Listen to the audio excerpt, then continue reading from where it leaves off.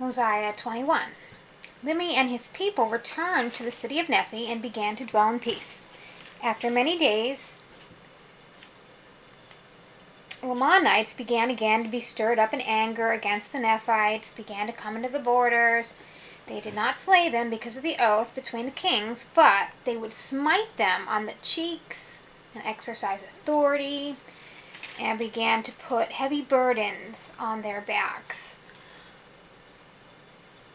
All of this was done that the word of the Lord might be fulfilled. The afflictions of Nephites were great.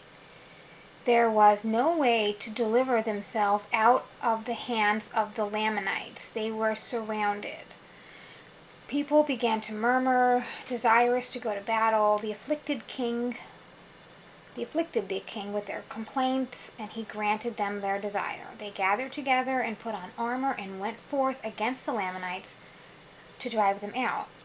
The Lamanites beat them and slew many, and there was a great mourning among the people of Limhi. There was many widows in the land, and they cried mightily, for they feared the Lamanites that came up.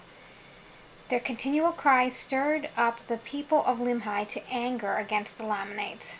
They went to battle again, but lost. They went a third time, suffered again, and those not slain went back to the city of Nephi.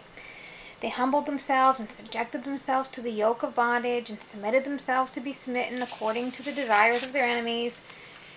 They cried mightily to God to deliver them, but the Lord was slow to hear because of their iniquities. But he did hear their cries, and he began to soften the hearts of the Lamanites and began to ease their burdens. And it came to pass that they began to prosper by degrees and raised grain abundantly. They did not suffer hunger. There was more women than men. And the king Limhi commanded that every man impart to support of the widows and children. And they did.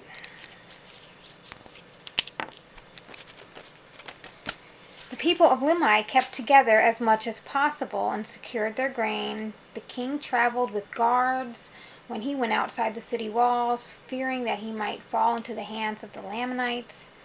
He caused the people to watch the land round about in case those human trafficking priests came back, for they wanted to punish them. So they laid wait, and it came to pass that there was no more disturbance between the Lamanites and the people of Limhi, even until the time Ammon and his brother came. And the king discovered Ammon, and that he was a priest of Noah, and took him bound. But when he found out it wasn't a bad priest, but rather brethren from the land of Zariminas, he was filled with exceedingly great joy. King Limhi had previously sent people to look for the land of Zarima, but he couldn't find it. But they did find a land covered with dry bones, and it was peopled, but it had been destroyed, and they thought it was Zarima, and they returned to the land of Nephi and brought a record of the people whose bones had been found, and it was engraven on a plate of ore. Limhi, again filled with joy on learning from the mouth of Ammon that King Mosiah had a gift from God whereby he could interpret the engravings, and Ammon rejoiced too. Yet he was also filled with sorrow to hear that so many of their brethren had been slain, and also because King Noah and his priests caused so many to sin. They also mourned for Abinadi and for the departure of Alma and the people who went with him, who formed the church of God. The strength and power of God, they mourned just because they didn't know where they were, where they had fled to. They would have gladly joined them, for they themselves entered into a covenant with God to serve him and keep his commandments. And since the coming of Ammon, King Limhi also entered into covenant with God. King Limhi and his people were desired to be baptized, but there was none that had authority from God, and Ammon declined, considering himself an unworthy servant.